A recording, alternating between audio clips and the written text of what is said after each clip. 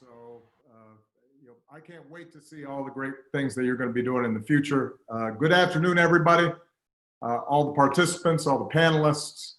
Uh, Let me start by just acknowledging that uh, we have seen in the last several weeks, last few months, the kinds of epic changes and events in our country that are as profound as anything that I've seen in my lifetime. And I'm now a lot older than Playon. I'm going to be 59 soon. And let me begin by acknowledging that although all of us have been feeling pain, uncertainty, disruption, some folks have been feeling it more than others. Most of all, the pain that's been experienced by the families of George and Brianna and Ahmad and Tony and Sean and too many others to mention, those that we thought about during that moment of silence. And to those families who've been directly affected by tragedy, please know that Michelle and I and the nation grieve with you, hold you in our prayers. We're committed to the fight of creating a more just nation in memory of your sons and daughters. And we can't forget that even as we're confronting the particular acts of violence that led to those losses, our nation and the world is still in the midst of a global pandemic that's exposed the vulnerabilities of our healthcare system, but also the disparate treatment and, as a consequence, the disparate impact that exists in our healthcare system, the unequal investment, the biases that have led to a disproportionate number of infections and loss of life in communities of color. So in a lot of ways, what has happened over the last several weeks is challenges and structural problems here in the United States have been thrown into high relief. They're the outcomes not just of the immediate moments in time, but they're the result of a long history of slavery and Jim Crow and redlining and institutionalized racism that too often have been the plague, this original sin of our society. And in some ways, as tragic as these past few weeks have been, as difficult and scary and uncertain as they've been, they've also been an incredible opportunity for people to be awakened to some of these underlying trends. And they offer an opportunity for us to all work together to tackle them, to take them on, to change America and make it live up to its highest ideals. And part of what's made me so hopeful is the fact that so many young people have been galvanized and activated and motivated and mobilized. Because historically, so much of the progress that we've made in our society has been because of young people. Dr. King was a young man when he got involved. Cesar Chavez was a young man. Malcolm X was a young man. The leaders of the feminist movement were young people. Leaders of union movements were young people. The leaders of the environmental movement in this country and the movement to make sure that the LGBT community finally had a voice and was represented were young people. And so when sometimes I feel despair, I just see what's happening with young people all across the country and the talent and the voice and the sophistication that they're displaying. And it makes me feel optimistic It makes me feel as if, this country is going to get better. Now, I want to speak directly to the young men and women of color in this country, who, as Playon just so eloquently described, have witnessed too much violence and too much death. And too often, some of that violence has come from folks who were supposed to be serving and protecting you. I want you to know that you matter. I want you to know that your lives matter, that your dreams matter. And when I go home and I look at the faces of my daughters, Sasha and Malia, and I look at my nephews and nieces, I see limitless potential that deserves to flourish and thrive.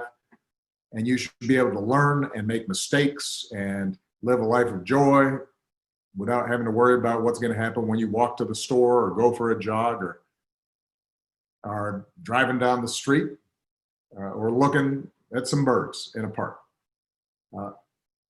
And so I hope that you also feel hopeful, even as you may feel angry, because you have the power to make things better, and you have helped to make the entire country feel as if this is something that's got to change. You've communicated a sense of urgency that is as powerful and as transformative as anything that I've seen in recent years. I want to acknowledge the folks in law enforcement that share the goals of reimagining policing, because there are folks out there who took the oath to serve your communities and your countries, have a tough job, and I know you're just as outraged about the tragedies in recent weeks as are many of the protesters. And so we're grateful for the vast majority of you who protect and serve. I've been heartened to see those in law enforcement who've recognized, let me march along with these protesters. Let me stand side by side and recognize that I want to be part of the solution. And who've shown restraint and volunteered and engaged and listened, because you're a vital part of the conversation. And change is going to require everybody's participation. Now, when I was in office, as was mentioned, I created a task force on 21st century policing in the wake of the tragic killing of Michael Brown. That task force, which included law enforcement and community leaders and activists, was charged to develop a very specific set of recommendations to strengthen public trust and foster better working relationships between law enforcement and communities that they're supposed to protect, even as they're continuing to promote effective crime reduction. And that report showcased a range of solutions and strategies that were proven and that were based on data and research to improve community policing and collect better data and reporting and identify and do something about implicit bias in how police were trained and reforms to use the force that police deploy in ways that increase safety rather than precipitate tragedy. And that report demonstrated something that's critical for us today. Most of the reforms that are needed to prevent the type of violence and injustices that we've seen take place at the local level. Now, reform has to take place in more than 19,000 American municipalities, more than 18,000 local enforcement jurisdictions. And so as activists and everyday citizens raise their voices, we need to be clear about where change is going to happen and how we can bring about that change. It is mayors and county executives that appoint most police chiefs and negotiate collective bargaining agreements with police unions. And that determines police practices in local communities. It's district attorneys and state's attorneys that decide typically whether or not to investigate and ultimately charge those involved in police misconduct. And those are all elected positions. And in some places, they're police community review boards with the power to monitor police conduct. Those oftentimes may be elected as well. The bottom line is, I've been hearing a little bit of chatter in the internet about voting versus protest, politics and participation versus civil disobedience and direct action. This is not a either or. This is a both and. To bring about real change, we both have to highlight a problem and make people in power uncomfortable, but we also have to translate that into practical solutions and laws that can be implemented and we can monitor and make sure we're following up on. So, very quickly, let me just close with a couple of specific things. What can we do? Number one, we know there are specific evidence-based reforms that, if we put in place today, would build trust, save lives, would not show an increase in crime. Those are included in the 21st Century Policing Task Force report. You can find it on obama.org. Number two, a lot of mayors and local elected officials read and supported the task force report, but then there wasn't enough follow-through. So today I am urging every mayor in this country to review your use of force policies with members of your community and commit to report on planned reforms. What are the specific steps you can take? And I should add, by the way, that the original task force report was done several years ago. Since that time, we've actually collected data, in part because we implemented some of these reform ideas. So we now have more information and more data as to what works. And there are organizations like Campaign Zero and Color of Change and others that are out there highlighting what the data shows, what works, what doesn't in terms of reducing incidents of police misconduct and violence. Let's go ahead and start implementing those. So we need mayors, county executives, others who are in positions of power to say this is a priority. This is a specific response. Number three, every city in this country should be a My Brother's Keeper community, because we have 250 cities, counties, tribal nations who are working to reduce the barriers and expand opportunity for boys and young men of color through programs and policy reforms and public-private partnerships. So go to our website, get working with that, because it can make a difference. And let me just close by saying this. I've heard some people say that you have a pandemic, then you have these protests. This reminds people of the 60s and the chaos and the discord and distrust throughout the country. I have to tell you, although I was very young when you had riots and protests and assassinations and discord back in the 60s, I know enough about that history to say there is something different here.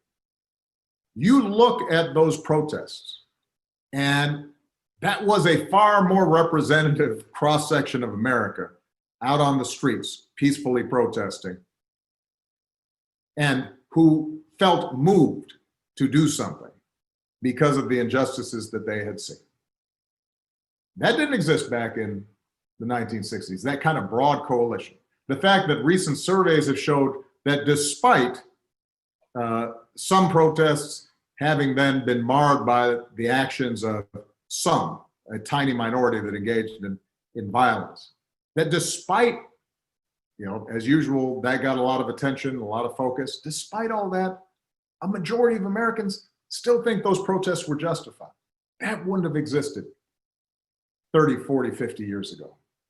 There is a change in mindset that's taking place, a greater recognition that we can do better. And that is not as a consequence of speeches by politicians. That's not the result of, spotlights in news articles. That's a direct result of the activities and organizing and mobilization and engagement of so many young people across the country who put themselves out on the line to make a difference. And so I just have to say thank you to them and for helping to bring about this moment, and just make sure that we now follow through. because at some point, attention moves away. At some point, protests start to dwindle in size. And it's very important for us to take the momentum that has been created as a society, as a country, and say, let's use this to finally have an impact. All right. Thank you, everybody. Proud of you guys. And I know that we're going to be hearing from a bunch of people who have been on the front lines on this and know a lot more than I do about it. Proud of you.